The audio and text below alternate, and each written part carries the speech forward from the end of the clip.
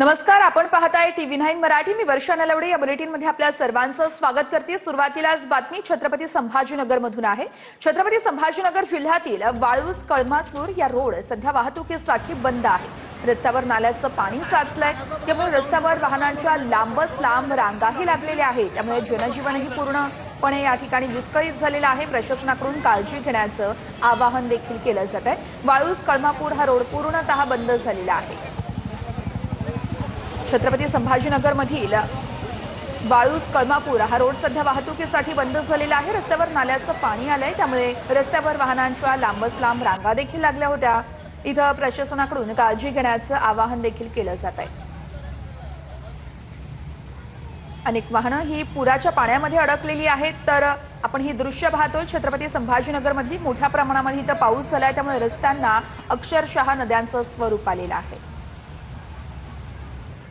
अहिल्यानगर शहराजवळ वाहणारा सीना नदीला पूर आला आहे, त्यामुळे नगर कल्याण महामार्ग बंद करण्यात आलेला आहे। शहरातील निफ्टी नाका या परिसरामध्ये अनेक घरांमध्ये आणि दुकानांमध्ये देखील पाणी शिरलंय। ही ड्रोन दृश्य आपण पाहतोय। अहिल्यानगर मधली सीना नदीला पूर आलाय, त्यामुळे नगर कल्याण महामार्ग पूर्णतः बंद झालाय।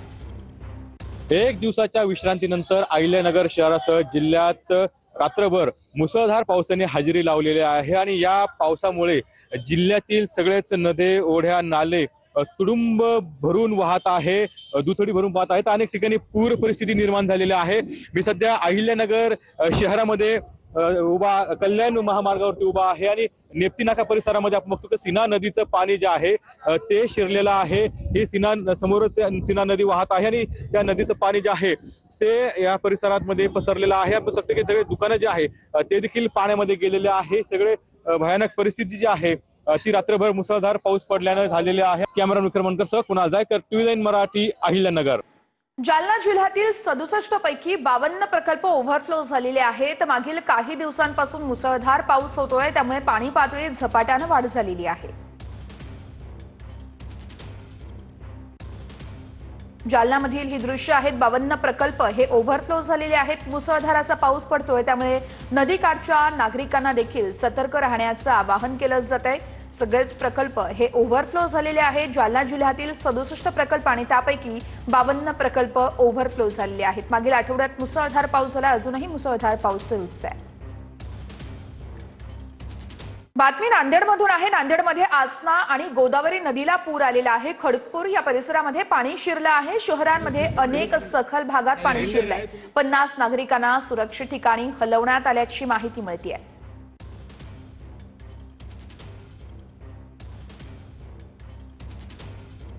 रात्रभर झालेल्या पावसामुळे तेरणा नदीला पूर आलेला आहे, त्यामुळे धाराशिव लातूर रस्ता बंद झालाय। त्यामुळे नदीकाठच्या सगळ्या गावांना संपर्क तुटलेला आहे। या सगळ्या गावांचा आणि सगळ्याच गावांना सतर्क राहण्याचं आवाहन देखील केलं जात आहे। काही गावकरी सुद्धा या ठिकाणी, शेतकरी सुद्धा आहेत। कुठं कुठं चालले तुम्ही? रस्ता बंद आहे ना? शेतात चाललेलो आहे। हा, ते रस्ता बंद असल्यामुळं आम्ही या ठिकाणी थांबलेलो आहोत। बर, किती किती दिवस झालं बंद आहे?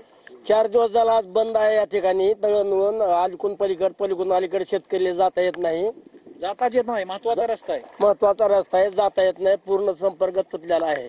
किती गावाची इथं, म्हणजे किती गावाचा संपर्क? हा Latur Osmanabad road, Latur Dharashiv main road आहे। माझ्या माहितीला कमी ह्या 1 महिन्यात 10वा पूर आहे आणि आता लगातार 3 दिवस झालं बंद आहे। सुविधा काय करायला पाहिजे सर? आता ह्या पुलाचे रुंदीकरण वाढवायला पाहिजे आणि हाईट एक वाढवायला पाहिजे। आता पुलाचं जे आहे BVC म्हणतात का ते कमी आहे, त्याच्यामुळे पाणी बसत नाही त्याच्यात। हा, ते वाढवावं लागतंय, पूल वाढवावं लागतं, हाईट उचलावं लागते, त्यावेळेस पाण्याचा प्रवाह कमी होणार आहे।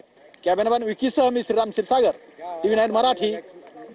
बीडच्या आष्टी तालुक्यातील कांबळी आणि मेहकरी नदीला पूर आलेला आहे। या पुराचं पाणी नांदा गावातही शिरलंय, त्यामुळे मोठ्या प्रमाणात नुकसान झालेलं आहे आणि आता शेतकऱ्यांकडून नुकसान भरपाई देण्याची मागणीही केली जाते। बीडच्या नांदा गावात कांबळी आणि मेहकरी या नद्यांचं पुराचं पाणी हे शिरलेलं आहे, त्यामुळे जनजीवन इथं पूर्णतः विस्कळीत झालं। पाण्यात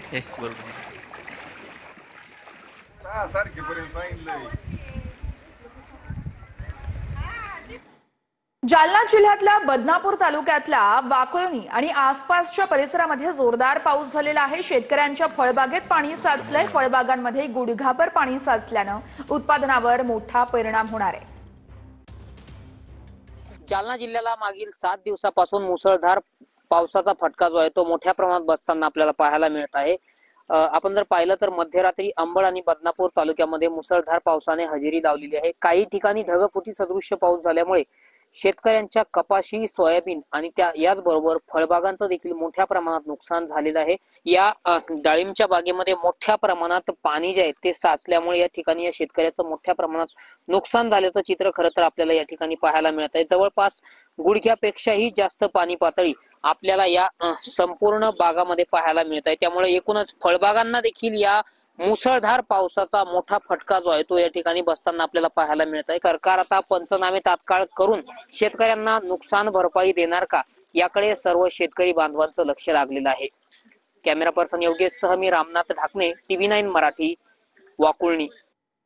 छत्रपती संभाजीनगरच्या रांजणगाव पुरीमध्ये पुराच्या पाण्यात 2 बैल अडकले आहेत. अडकलेल्या बैलाला पाण्यातून बाहेर काढण्यासाठी शेतकऱ्यांनी प्रयत्नही केलेले आहेत आणि ही सगळी घटना मोबाईल कॅमेरामध्ये कैद झाली आहे. छत्रपती संभाजीनगरच्या रांजणगाव पुरीमधील ही सगळी घटना आहे. पाण्यामध्ये 2 बैल अडकले होते आणि त्या बैलांना काढण्यासाठी शेतकऱ्यांकडून प्रयत्न केले जात आहेत. ही सगळी घटना मोबाईल कॅमेऱ्यात कैद झाली आहे.